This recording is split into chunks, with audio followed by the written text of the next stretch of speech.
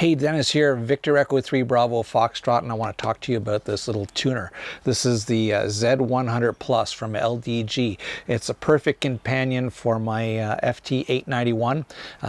Fits together really nice, packs up into a bag, very lightweight, low power consumption, so it's great when you're operating on battery power. And let's take a peek at some of the features and how easy it is to hook up.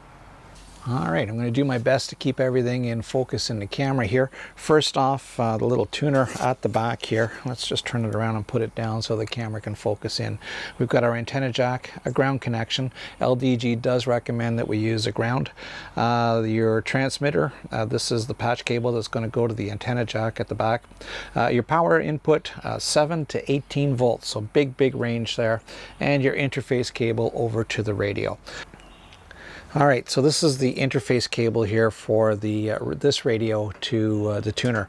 Now you'll notice it's a 1/8 stereo jack, but they're wired a little bit differently than your conventional patch cord, the one that you would use for audio. So we've got one that's color-coded red, one that's color-coded black, and the red one goes to the radio. And if you can't remember, it's written right here, radio, ACC, and the black one is printed tuner, so that goes to the tuner. So first thing we're going to do, plug that into the radio interface. The black one goes into the radio interface. Next, we've got to hook up our antenna. Actually, let's do that one last. Take a patch cable here, and we're going to go to the transmitter. This is just a simple PL259 connector, and that goes off to the radio. Now, I've dropped my ground. I made the mistake here when I built this cable, and I put on a round lug. Not a big deal. We'll just take off the wing nut here and pop that on there. In the next couple of days, or as soon as I can, I'm going to pop a spade connector on here, so it makes it an awful lot easier to change up. Next thing we're going to do is put in the power. Now, it comes with a power cord, and it's you know, just a typical little power cord. It's got a barrel connector on one end, and it just comes with bare wires. I added an Anderson power pole connector so that I can plug it into my power supply or my battery, wherever the case may be. But I'm not going to use that today. I'm going to use a little battery pack that I created here. Many of you know that I operate portable, and so I created a battery pack, and it's just some stuff that I had kicking around. I've got the same barrel connector here on some cable. I wrapped a whole bunch of tape around it to keep everything from not falling apart in my bag.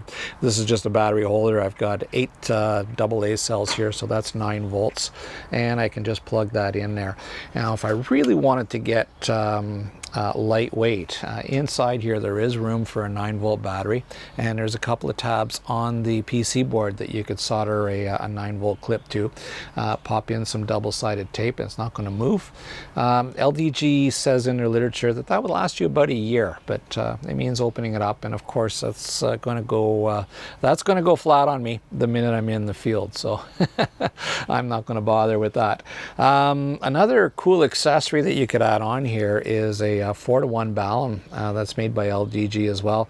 You could put that on a patch cord here, a PL259 patch cord, and attach it here, or maybe even a solid connector, and then that will give you 2 post connections, 4-to-1 balun. So if you're using 300 ladder line, or if you want to make a random wire antenna and put one to the antenna, one to the ground, you can do that. That adds an awful lot of versatility to this little tuner. Now let's turn the rig around and see where we're going to hook things up. Now, as you remember from a previous video, we've got jack labeling right here. So my tuner jack, or ALC jack, because this is an aftermarket tuner, we're going to plug that in there. So I'm looking for my red wire, and it's right here. We're going to pop that right in here. Next, I'm going to let's just put that in there for neatness, and we're going to add in the antenna, actually the cable coming from the tuner into my antenna jack right here, and there we go. We'll screw that in.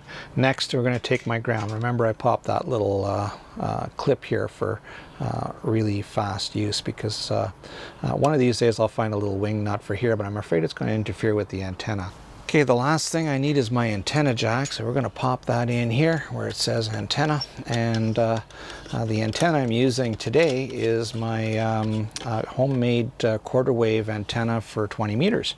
And we've featured that on another video, and we'll put a link down here so you can go check that out if you haven't yet already done so.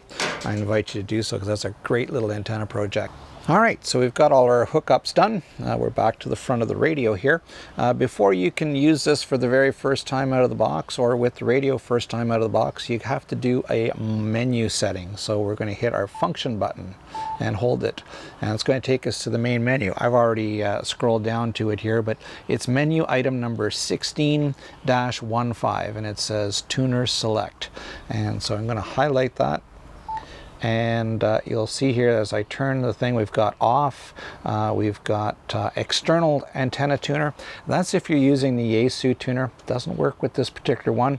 The next setting here is the ATAS if you're using the ATAS antenna coil. And the last one is lamp, linear amplifier. It's also the relay that controls the tuner here. So we're going to make sure it's on the lamp switch, and we're going to just hit select.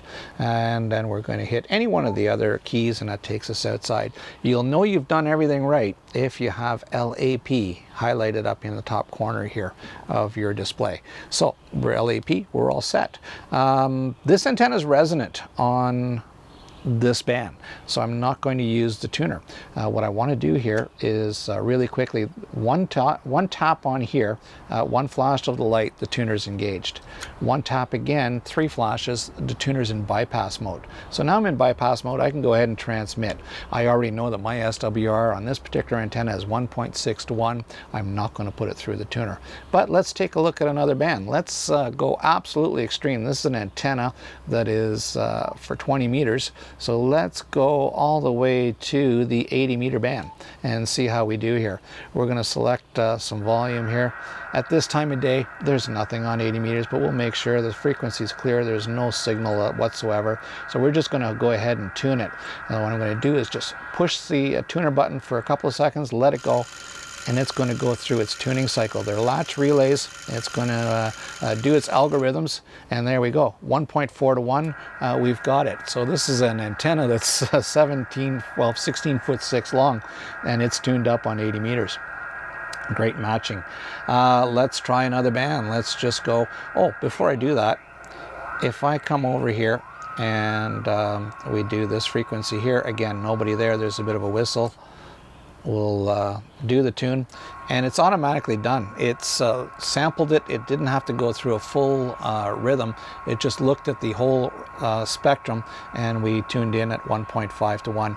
Now, if you remember from a previous video, this SWR meter does read high, so I'm not going to put a whole lot of face into that.